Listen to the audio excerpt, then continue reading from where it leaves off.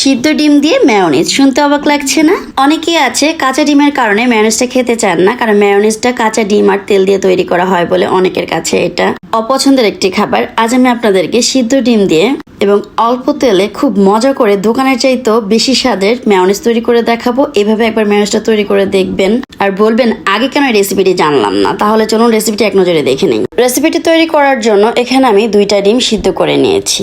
এবার ডিমের খোসাটা ছাড়িয়ে নিচ্ছি। আজ আমি 2টি সিদ্ধ ডিমের মেয়োনিজ তৈরি করে দেখাবো। আপনারা চাইলে এখানে 4টা ডিমের মেয়োনিজ তৈরি করতে পারবেন, সেক্ষেত্রে মশলার পরিমাণটা বাড়িয়ে দিবেন। ডিম 2টাকে আমি ছোট ছোট টুকরো করে কেটে নিয়েছি। এবার এর ভেতরে 2 কোয়া রসুন দিয়ে দিচ্ছি, 1/4 চা চামচ লবণ, আর দিয়ে দিচ্ছি 1 চা চামচ ভিনেগার। ভিনেগারের পরিবর্তে আপনারা লেবু রসটাও দিতে পারেন। দিয়ে দিচ্ছি 1 চা চামচ চিনি, 1/4 চা চামচ দিয়ে দিচ্ছি ভাজা জিরা গুঁড়া, 1/2 চা চামচ দিয়ে দিচ্ছি কালো গোলমরিচের গুঁড়া। এবার দিয়ে দিচ্ছি সবচেয়ে গুরুত্বপূর্ণ উপাদান গুঁড়ো দুধ। এখানে 2 টেবিল চামচ পরিমাণ গুঁড়ো দুধ দিয়েছি। 1/4 কাপ দিয়ে দিলাম সয়াবিন তেল, আর দিয়ে দিচ্ছি 1/4 কাপ পানি। এবার সবগুলো উপকরণ ব্লেন্ড করে নেব।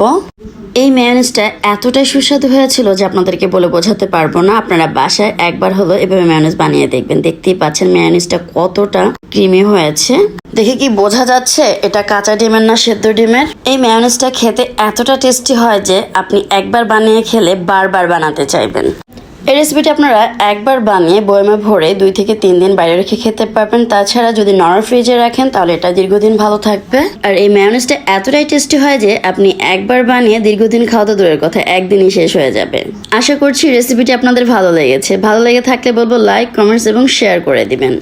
যারা আমার চ্যানেলটি এখনো সাবস্ক্রাইব করে নাই, সাবস্ক্রাইব করে রাখবেন আর পাশে থাকা বেল বাটনটি অন করে রাখবেন। এতে করে আমি যখন কোনো নতুন ভিডিও আপলোড করবো সাথে সাথে নোটিফিকেশন আপনার কাছে পৌঁছে যাবে।